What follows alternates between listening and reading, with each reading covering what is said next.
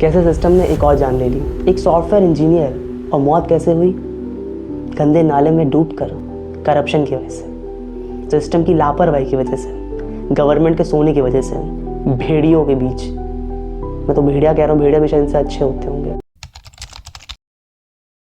कैसे सिस्टम ने एक और जान ले ली। दुख होता है बहुत। 27 वर्षीय युवराज मेहता की मौत। एक सॉफ्टवेयर इंजीनियर और मौत कैसे हुई? गंदे नाले में डूबकर। छी, क्या वो ये डिज़र्व करते थे? नहीं। क्या उनके पापा, उनकी फैमिली ये डिज़र्व करती थी? क्या ये सोसाइटी डिज़र्व करती है? क्या हम लोग डिज़र्व करते हैं ये? क्या हम एक दिन ऑफिस से लौट रहे हों और हम एक गंदे नाले में डूबकर मर जाएं? ऐसे ही कुछ हुआ। नोएडा से एक खबर आ रही है। 27 वर्षीय युवराज मेहता जो कि अपने ऑफिस से लौट रहे थे। कोहरा बहुत था, घना कोहरा। ठीक है, कोई बात नहीं, होता है, यहाँ भी होता है, विदेशों में भी होता है, वेदर है, होगा। लेकिन मौत कोहरे की वजह से नहीं, कोहरे की वजह से नहीं, करप्शन की वजह से, सिस्टम की लापरवाही की वजह से, गवर्नमेंट के सोने की वजह से। अधिकारी लोग आराम से ऑफिस में बैठे रहते हैं एसी में। सुबह 9 बजे जाते हैं, 5 बजे वापस आ जाते हैं। एक महीने की 1 तारीख को सैलरी आ जाती है। एलटी से भी घूमने जाते हैं, शिमला, मनाली, ना जाने कहाँ कहाँ। लेकिन युवराज मेहता की मौत हो जाती है। डीएम जो कि 4 दिन बाद झांकने आई थी, जी हाँ, मेघा रूपम का नाम तो आपने सुना ही होगा, आजकल बहुत चर्चा में। लेकिन वो वैसे भी चर्चा में रहती है। क्यों? क्योंकि वो देश की इलेक्शन कमिश्नर की बेटी है। जी हाँ, शायद इसलिए भी बहुत फेमस है, क्योंकि लोग कह रहे हैं उनका कोई कुछ बिगाड़ नहीं पाएगा। सच भी है, क्योंकि उनके जो ट्रांसफर्स होते हैं वो भी दिल्ली के आस पास ही होते हैं। जी हाँ, मैं बस आपसे एक सवाल करना चाहता हूँ, क्या हम लोग इसीलिए सरकारें चुनते हैं कि एक दिन हम ऑफिस से लौट रहे हों, हमारी गाड़ी एक गंदे नाले में जाके गिरे और हमारी मौत हो जाए? मैं आपको पूरा एक आइडिया देता हूँ। उस दिन हुआ क्या। युवराज मेहता की कार जो कि एसयूवी थी, वो बहुत स्पीड में तो नहीं रही होगी, ना कि पूरी टूटी हुई, आधी टूटी हुई बाउंड्री को क्रॉस करती है और एक बेसमेंट में जा गिरती है। अभी मैंने कहा गंदा नाला, अब मैं कह रहा हूँ बेसमेंट। ऐसा क्यों? क्योंकि वो जो जगह है वहाँ पे एक बिल्डिंग बन रही है। वहाँ पे बिल्डिंग कौन बना रहा है? नोएडा अथॉरिटी के लोग, जो कि बन नहीं पाई। 30 फीट गहरा गड्ढा तो खुद दिया बेसमेंट बनाने के लिए, लेकिन वो बना क्या? सिस्टम का गंदा नाला। जी हाँ, गंदा नाला बन गया। वहाँ पे पानी भरा हुआ है, लोग अपना कचरा फेंक जाते हैं वहाँ पे, वो और कीचड़ बनता जा रहा है, बदबू आती है वहाँ पे।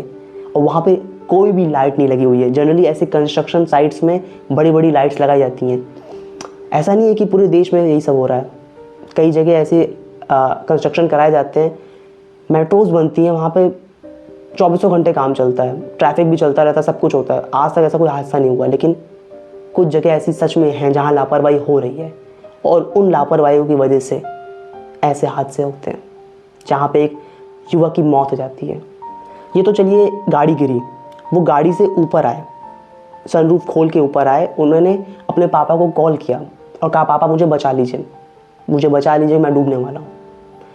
पापा कहा, तुम कहाँ पर हो? कहा, मैं घर के पास, क्योंकि उनका घर पास में था, उन्होंने घर के पास एक गड्ढा है, उसमें मेरी गाड़ी गिर गई है।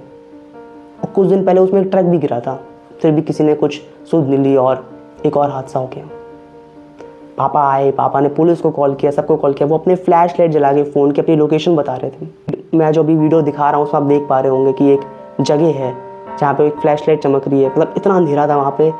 और जिनको बुलाया गया था, पापा ने पुलिस को बुलाया, एसडीआरएफ को बुलाया, एनडीआरएफ को बुलाया, तो उनके पास रस्सी तक नहीं थी। उड़ीसा में चक्रवात आता है, बंगाल में आता है, यहाँ आता है, वहाँ आता है, मार एनडीआरएफ एसडीआरएफ की तारीफ करी जाती है, लेकिन एक लड़के की जान नहीं बचा पाते हैं लोग। कैसी अथॉरिटीज़ हैं, कैसा डीएम है कि एक 27 साल के युवराज मेहता की जान नहीं बचा पाते। 2 घंटे तक वो लड़का कार के ऊपर बैठा रहा, अपनी लोकेशन बताता रहा कि मैं यहाँ हूँ, यहाँ हूँ। अगर उसको तैरना भी आता होता बाई चांस, जो कि शायद उसको नहीं आता था, तभी वो डूबा है, फिर भी वो क्या करता? वो नाला है, नाले में पूरा पानी नहीं होता है, वो कि एक कीचड़ जैसा बन जाता है। तो शायद वो कीचड़ उसको अंदर खींच लेता और घबराहट के मारे कभी कभी ऐसी ठंड में उसको कार्डियक अरेस्ट भी हो सकता था, जो कि हुआ ही है। उसकी पोस्टमार्टम रिपोर्ट में आया है कि उसकी दम घुटने से और कार्डियक अरेस्ट से मौत हुई है। एक लड़का अपने ऑफिस से लौट रहा था, उसकी गाड़ी करप्शन के गंदे नाले में गिरती है और उसकी मौत 2 घंटे बाद तड़पते तड़पते होती है। 6 बजे सुबह उसका शव निकाला जाता है पानी से। 6 बजे फिर भी मतलब वो लोग पूरा इंतज़ार कर रहे थे कि हम नहीं कूदेंगे। एक इंसान था उन सब भेड़ियों के बीच, मैं तो भेड़िया कह रहा हूँ, भेड़िया भी शायद इनसे अच्छे होते होंगे, जिसने हिम्मत करी थी कूदने की। वो रस्सी बांध के कूदा भी, लेकिन वो उसे ढूंढ नहीं पाया था क्योंकि देर हो गई थी, वो तब तक पानी के अंदर जा चुका था। चाइना 10 घंटों में हॉस्पिटल खड़ा कर देता है। अभी ये खबर आई कि कुछ घंटों में हाईवे बन गया, बड़े बड़े एयरपोर्ट्स बन रहे हैं, ये हो रहा है वो हो रहा है, थर्ड इकॉनमी बनने जा रहा है देश।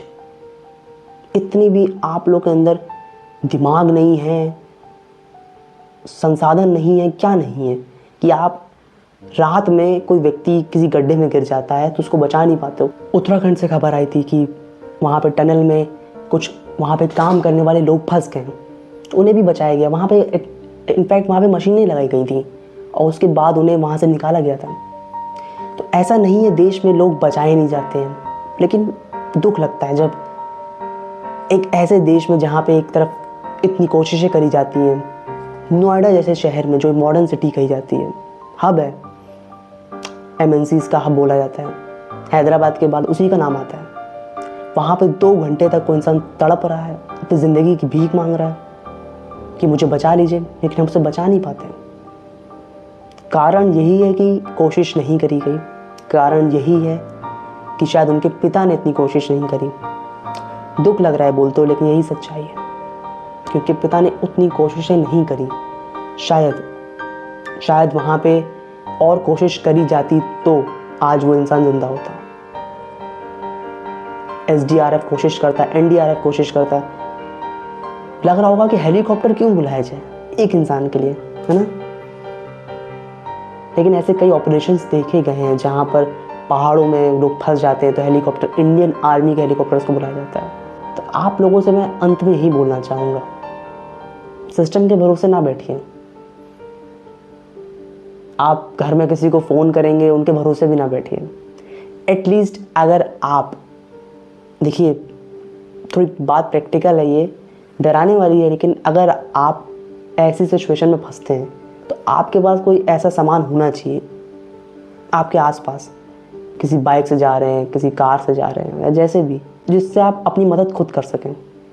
लाइक अगर उनके कार में रस्सी होती तो शायद दूर तक रस्सी फेंकते या कुछ भी करते, या फिर उनके पास कोई ऐसा टायर होता, मैं तो कह रहा हूँ अब तो टायर रखिए आप लोग, जिसमें वो अपने आप को बांध लेते, और लाइफ जैकेट रखी है अब तो मैं तो कह रहा हूँ, जो कि हमें प्लेन में दी जाती है, बोट्स में दी जाती हैं। ऐसे हादसों के बाद अब अपने अपनी कारों में सबको लाइफ जैकेट रखनी चाहिए, क्योंकि पता नहीं कौन सा करप्शन का गंदा नाला हमारे गाड़ी के आगे हो और हमारी गाड़ी उसमें जाके गिर जाए। हमारे साथ हमारे बच्चे भी हो सकते हैं, फैमिली भी हो सकती है, वाइफ, भाई बहन, दोस्त। जो टैक्सी ड्राइवर्स होते हैं उनके पैसेंजर्स हो सकते हैं, वो खुद लाइफ जैकेट्स रखिए, फर्स्ट एड रखिए, ऐसी चीज़ें रखिए जिससे अपनी जान बचा सकें। एम्बुलेंस नहीं आएगी टाइम पर, पुलिस नहीं आएगी टाइम पर, ये ऐसे नाले नहीं बंद होंगे इस देश में। और अगर ऐसे नालों को बंद भी करना है तो आपको एटलीस्ट अपनी आंखें खोल के रखिए। आप लोग बगल में खड़े होते हो नालों के और कहते हो क्या करें, अरे वीडियो बना के उसका डालिए, भेजिए, कोशिश करिए, नहीं तो अगले दिन आप खबर देखोगे कि युवराज मेहता की मौत हो गई। और ये वीडियो बनाने का यही पर्पस है कि शायद मेरी कुछ बातें आपके दिमाग में फिट करें, क्योंकि मैं तो हमेशा कोशिश करता हूँ। आप ये वीडियो जिस पेज में पड़ेगा उसमें आप जाके देख सकते हैं, मैंने हर बार ये ऐसी कोई ना कोई बात उठाई है जो कि समाज से रिलेटेड है, जिसको उठाने से किसी न किसी का भला होगा। तो आप भी ऐसी वीडियोस बना के लोगों को अवेयर कर सकते हैं, तभी इन लोगों की आंखें खुलेंगी। जय हिंद, जय भारत।